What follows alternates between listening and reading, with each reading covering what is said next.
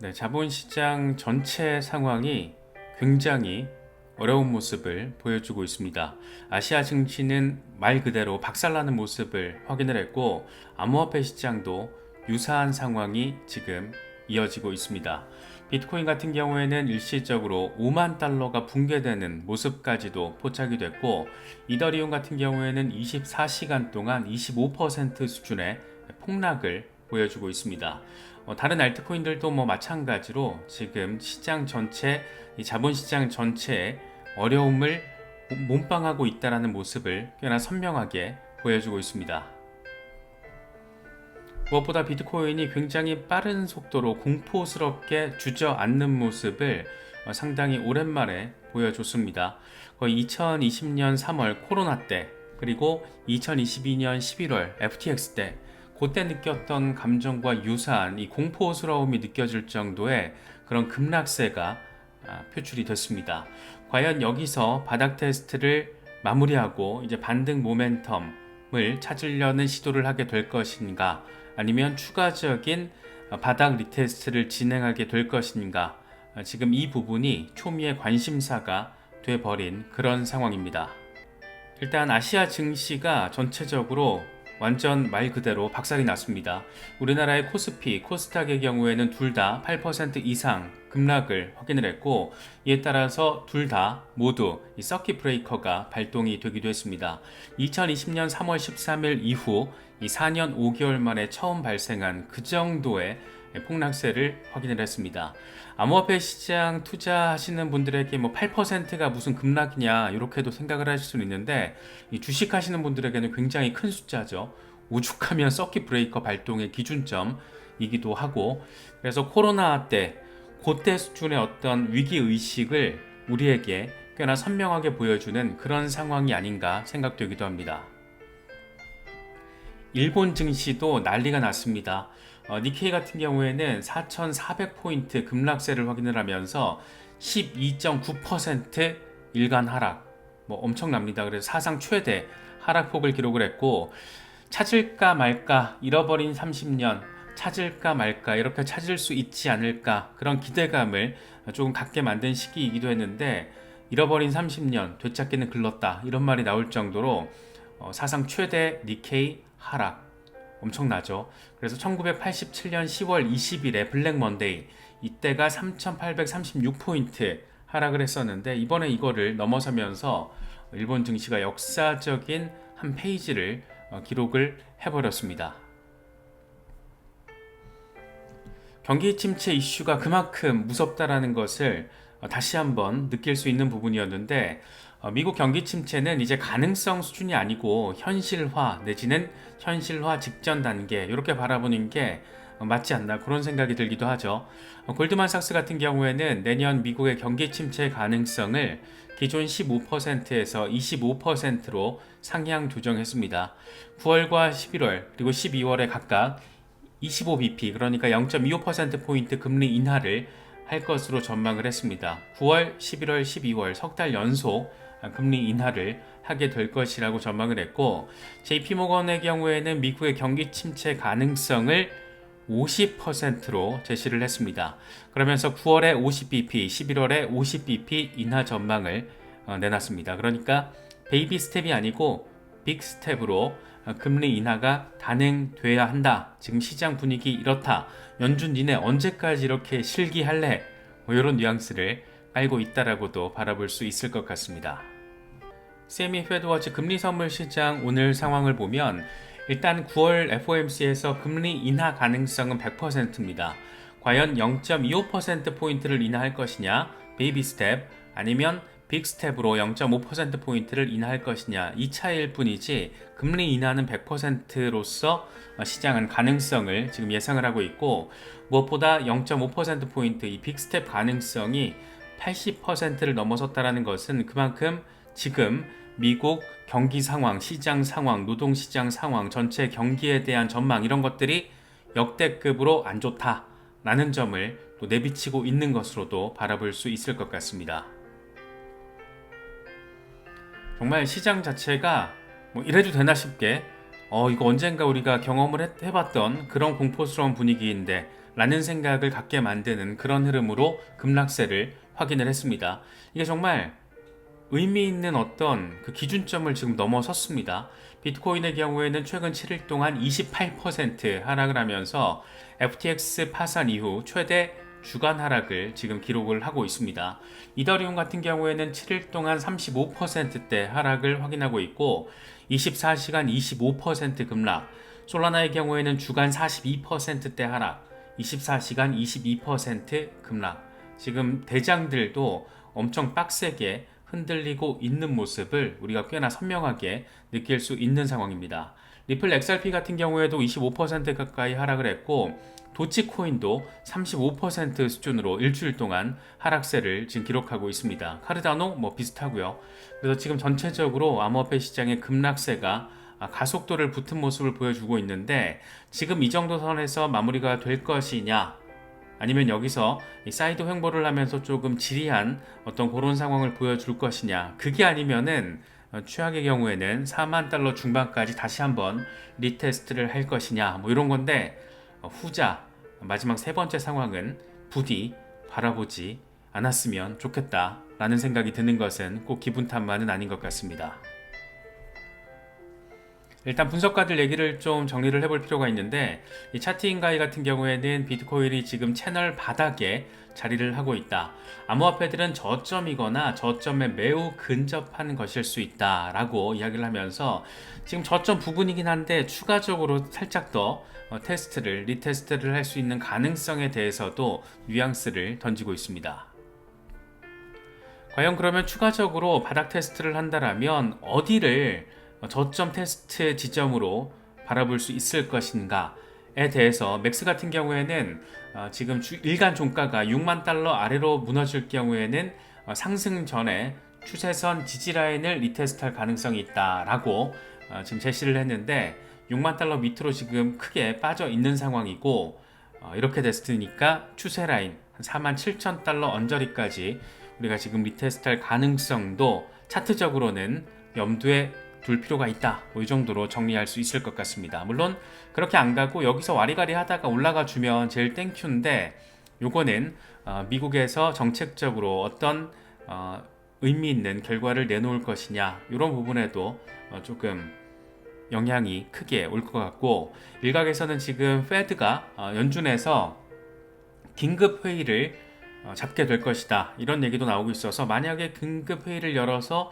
금리 인하 결정을 내린다라면 그건 이제 단기적으로는 시장의 어떤 반등 모멘텀 재료로서 충분하게 역할을 해주겠죠. 그래서 여러 가지 지금 변수가 또 남아 있긴 합니다만 어쨌든 두 가지 상황 우리가 함께 염두에 둘 필요가 있다라는 점은 참고해 두시면 좋을 것 같습니다. 알리 같은 경우에도 비슷한 얘기를 해요. 인투더블록 데이터를 가져와서 비트코인의 핵심 지지라인은 47,100달러다.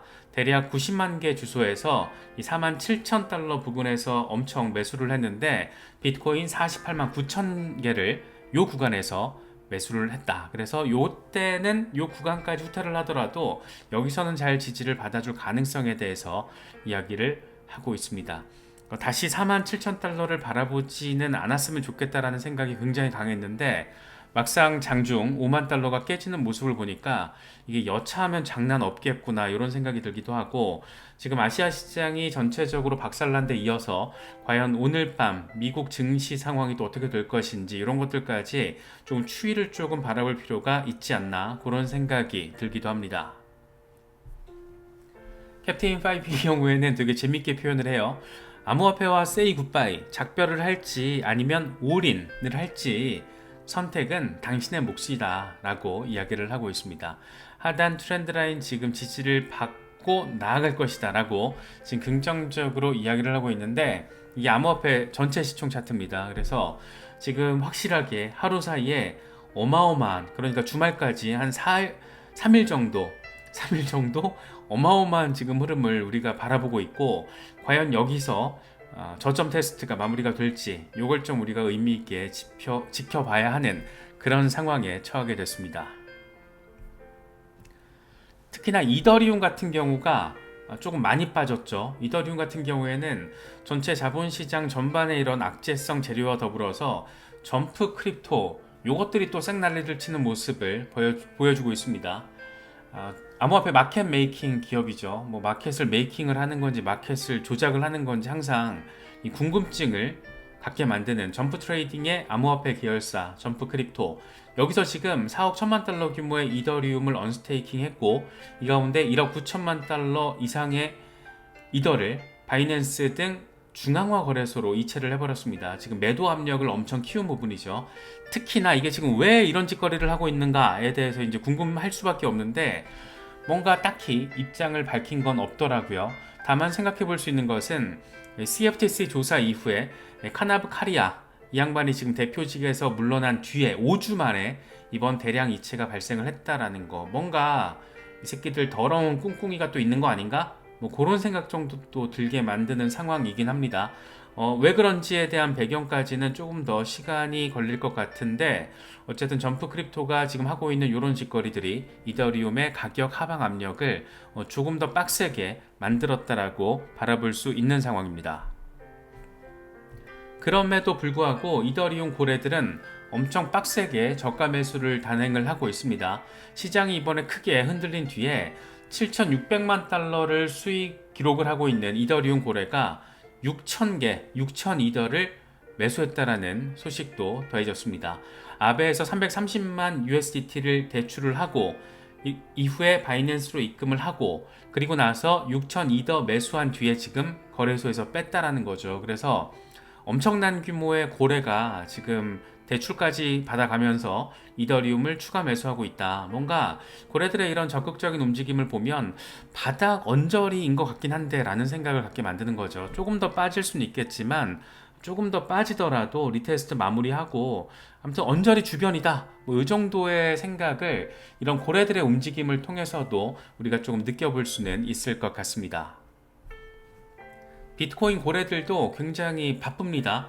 100개에서 1000개를 보유하고 있는 비트코인 주소수를 보면 지금 가격이 빠질 때마다 보유량이 증가하고 있고 가격이 빠질 때마다 증가하고 있습니다. 그래서 전반적으로는 암호화폐 시장의 고래들은 지금의 폭락 상황을 바이더 딥의 기회로 삼고 있다는 것이고, 뭐 누군가에게는 시장 끝났다, 날아갔다, 이번 사이클 끝났다, 뭐 이렇게 누군가는 또 그렇게 바라볼 수 있는 거고, 또 다른 누군가는 지금을 기회로 삼아서 할 수 있는 한 이 여지 안에서는 최선의 기회로서 활용하려고 또 할 것이고, 이건 뭐 사람마다 너무 다르기 때문에 뭐가 정답이라고 말하기도 어렵죠. 괜히 이게 정답이다 그러면 싸움 나니까. 다만 우리보다 훨씬 큰 돈을 굴리고 이 시장을 리드해온 적이 많은 이런 고래들의 움직임은 분명히 어떤 관점을 가지고 있든 전략적인 고민을 할 때 충분한 인사이트를 줄 만한 재료 역할은 할 수 있는 것 같다. 그 정도로는 해석할 수 있을 것 같습니다. 애쉬의 크립토 아저씨가 참 재미있는 얘기를 해요. 이 양반은 지금 비트코인 엄청 많이 가지고 있어요. 비트코인 부자고 한때 완전 거지였어요. 카푸어 생활하면서 가지고 있는 건 다 팔아서 비트코인 매수해서 2016년부터인가 투자를 해가지고 지금은 엄청 부자가 된 사람인데, 이 사람이 기본적인 지금의 상황을 바라보고 대응하는 자신의 방식을 공유를 하는데, 개인적으로는 공감도 되고 저도 이렇게 조금 대응하려고 노력하는 그런 부분들, 이 교집합들이 좀 느껴지더라고요. 그래서 같이 한번 보면서 이런 부분들, 이번처럼 진짜 약간 공포스럽게 시장이 흔들릴 때 과연 우리는 투자자라면 이렇게 도박하듯이 한번 베팅하듯이 하는 거 말고 만약에 투자의 관점으로 접근을 하고 계신 분들이라면 어떻게 대응하는 게 좋을 것인가, 그런 거에 대해서 어느 정도 가이드라인 정도는 제시해 주는 것 같습니다. 이렇게 얘기를 해요. 코로나 때 사람들은 시장이 망했다라고 얘기했지만 비트코인은 4,000달러에서 무려 69,000달러까지 상승을 했다. 나는 그날, 그러니까 2020년 3월 13일을 얘기하는 거죠. 나는 그날 바이더딥을 했고 모두가 두려워할 때가 가장 좋은 매수 시기이기 때문에 오늘도 나는 바이더딥을 했다.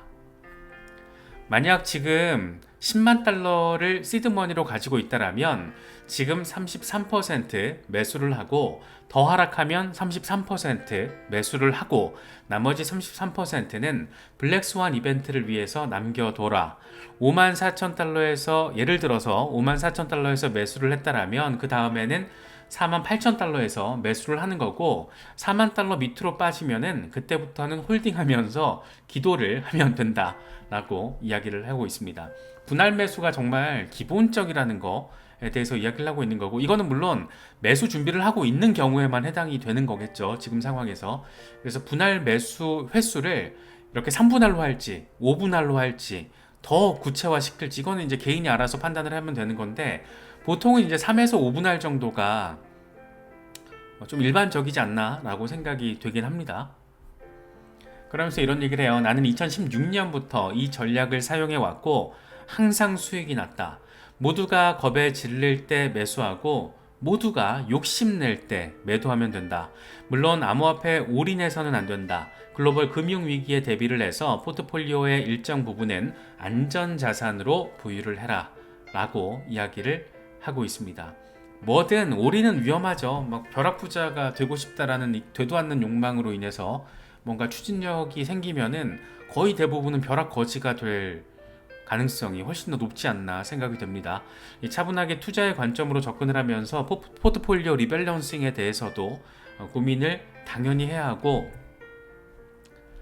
바이 더 딥 플러스 분할 매수, 뇌동매매가 아닌 전략 매매, 이런 것들을 우리가 조금 한 번 더 되새기면서 이 시장을 바라볼 필요가 있지 않을까 싶습니다. 2020년 3월 그리고 2022년 11월 기억하실 거예요. 정말 어마어마했고 그냥 자본시장 박살나는 것 같았잖아요. 특히 2022년 11월 FTX 때는 이대로 비트코인 10,000달러로 가겠구나 라는 생각이 되게 일반적으로 순간적으로 강화되기도 했던 시기였는데, 16,000달러였던 16,000달러까지 꼬라박았던 비트코인이 69,000달러까지 급등을 했고, 코로나 때도 마찬가지잖아요. 2020년 3월에 그 이후에 어떤 일이 벌어졌는지, 2021년 11월에 69,000달러, FTX 같은 경우에는 16,000달러 찍고 73,000달러까지 급등을 하고, 시간의 문제인 것이 자본시장은 사이클에 따라서 굴러가게 돼 있고, 지금 특히 부자들이 비트코인에 관심을 보이고 있잖아요. 부자들, 기관들, 큰손들. 지금 개미들이 던질 때 가진 자들은 매집을 하고 있거나 하려고 하고 있다라는 거, 이런 상황들도 굉장히 큰 인사이트를 주는 부분입니다. 이거를 뭐 무시하고 싶으신 분들도 계시겠지만 그럴 분들은 그냥 무시하면 되는 거고, 이런 상황들을 굉장히 현명하게 좀 바라보면서 전략적으로 핸들링을 한다라면 분명히 의미 있는 그런 기회, 순간들이 우리에게도 오지 않을까. 이런 점들은 경험적으로 우리가 또 이미 겪어봐서 알잖아요. 정말 FTX 때 우리가 요번 가을은 정말 지랄이 풍년이라고 이렇게 얘기를 했었지만, 16,000달러 때부터 꾸준히, 특히 작년 한 해 동안은 비트코인이 1년 내내 올랐잖아요. 그러다가 올해 비트코인 ETF 출시 이후에 73,000달러까지 찍어내는 그런 어떤 환희의 순간, 그걸 통해서 상당 부분 수익을 얻으신 분들도 많으실 거고, 지금 그런 상황이 이제 시간이 조금 걸릴 수는 있겠지만 다가올 수 있다라는 의미이기도 합니다. 다시 말해서 오늘 이번에 공포스러운 급락이 코로나 때와 FTX 때와 지금 비교가 되고 있는데, 코로나 이후 그리고 FTX 이후 1년 뒤 어떤 일이 벌어졌는지를 생각을 하면 굉장히 흥분되는 상황으로 누군가는 또 대응을 하고 있을 거예요. 그래서 그런 부분들을 조금 전략적으로 판단을 하시면서, 지금 꼭 뭘 해야 된다라기보다 내 마음이 막 다급해서 패닉셀하거나 막 이러면 좀 아쉬울 것 같아요, 저 개인적으로는. 그래서 저도 뭐 충분히 이런 공포스러운 장이 너무 반갑고 막 이러진 않죠. 누가 이게 반갑겠어요. 내년 상반기에 매도를 해야지라고 계획을 짜고 있어도 누가 이런 상황을 보고 싶겠습니까? 그래서 지금 글로벌 자본시장에 들어와 있는 투자자들은 다 똑같은 마음일 겁니다. 뭐 아시아 시장 오늘 완전히 정말 저 정도는 박살난 거고, 미국 증시가 지금 어느 정도로 지금 하방 압력을 받을지 또 관심사고, 암호화폐 시장이 어느 정도 더 흔들릴지, 이런 것도 정말 우리가 주목해서 봐야 되는데, 전 세계 모든 투자자들이 지금 거의 비슷한 감정을 느끼고 있을 것이기 때문에 너무 이렇게 또 쫄 필요는 없지 않을까 싶기도 합니다. 그래서 여러 가지 소식들 잘 참고하시면서 전략적으로 대응하실 수 있으면 좋겠습니다. 저희 회사에서 이번에 크립토 뉴스 사이트를 오픈을 했습니다. 아직 베타 런칭 단계이긴 한데 영어 베이스여서 한국어로 자동 번역이 됩니다만은 조금 어색한 부분이 있습니다. 그럼에도 불구하고 중요한 정보들을 한 자리에서 소비할 수 있게끔 하는 게 목표여서 그런 점에서는 장점이 될 수 있다라고 판단을 하고 있습니다. 오늘 같은 경우에는 경기 침체, 전망, 금리 이슈 등등 거시경제적인 상황, 지정학적인 리스크 상황, 암호화폐에 대한 현재 상황과 전망 이런 것들을 다 한 자리에 모아놨거든요. 그래서 들어오시면은 한글 자동 번역이 조금 어색할 수는 있어도 정보를 선별된 정보를 선택하시는 데 있어서는 좀 괜찮은 그런 공간이 될 수 있지 않을까 기대를 하고 있습니다. 그래서 저희 채널 구독자분들께는 한 번씩 시간 나실 때 방문을 하셔서 한번 이렇게 조금 봐주시기를 부탁드리겠습니다.